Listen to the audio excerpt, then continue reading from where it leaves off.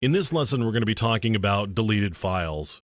Now, the thing about deleted files is we call them deleted, but even though they're deleted doesn't necessarily mean that they're not on the hard drive. And there's a couple of reasons for this. The first thing is that just because I delete something doesn't mean that it immediately gets wiped off the disk. There's actually an interim state that it goes to, and you're probably all familiar with it, but let me just show you here. So I'm going to delete this directory, and then what I can do is I can go over here to the recycle bin, and here's the directory that I just deleted. So there's a folder sitting here in the recycle bin that I deleted, and so even though I clicked delete on the file, or selected delete, what it did was it moved it over to the recycle bin, and there's a reason for that, and that's because a lot of times people accidentally delete things and they want to restore them later. So this is a pretty good, you changed your mind and you want to be able to go back and get it. So I could do this, I could select restore and it would come back. In this case though, what I want to do is I want to empty the recycle bin.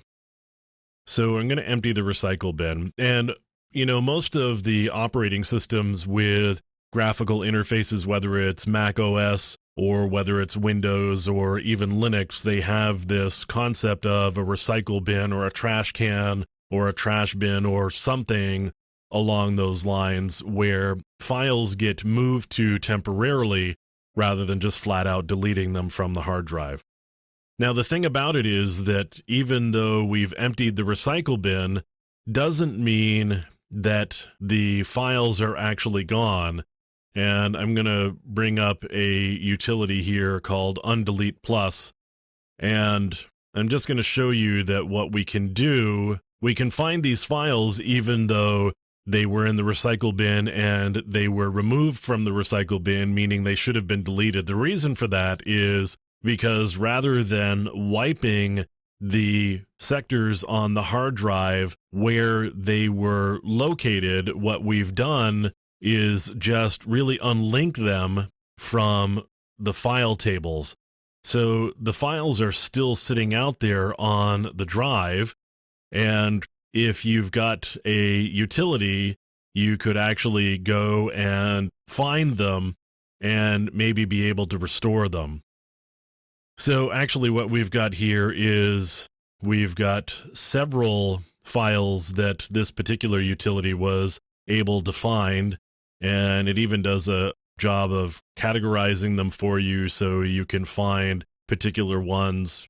And so there's all of these files, and we could actually recover them if you had, for example, this particular utility and a licensed copy of it. You'd be able to restore those files even though they've quote-unquote been deleted. So that's on the Windows side, and there are some ways that you can do it on the Linux side as well, although they are a little less reliable for reasons that are specific to the file systems that exist under Linux. So I've actually got some drives that are sitting here, and I've really got a USB stick that you can see sitting at the bottom. I'm going to CD into that USB stick, and I've got a bunch of data that's sitting out there. If I actually take a look at it in a particular way, I can see the inode on the left-hand side that's associated with a particular file. So once I've got the inode, and the inode is really just a data section that sits on the hard drive describing a file and where it actually can be found on the drive. So what I can do is use a utility called debugfs, and I'm going to enter into the device that this USB stick happens to be. And what I can do is a log dump, and I want to look at the inode 12, which corresponds to a file called md5.dd. Now, you can see in this output that there's blocks fields, and the blocks would indicate where the data actually sits on the hard drive. So these blocks entries are all blank at this particular time. I'm not seeing any blocks where this is actually stored. So it's going to be a little hard to bring this file back if I were to delete it, because I don't see the blocks on the drive where the data is actually stored. And there should be some fields here where it points to places on the drive where it's actually stored. So, as I said, sometimes it's a little difficult to bring these files back because you need to know where the data actually is on the hard drive in order to be able to pull it back. Now, there are some utilities like, for example, ext undelete, and you could try that against a Linux file system, but again, sometimes it will work and sometimes it won't work, and some of it has to do with whether you've got an ext2 or an ext3 file system or an ext3 versus an ext4.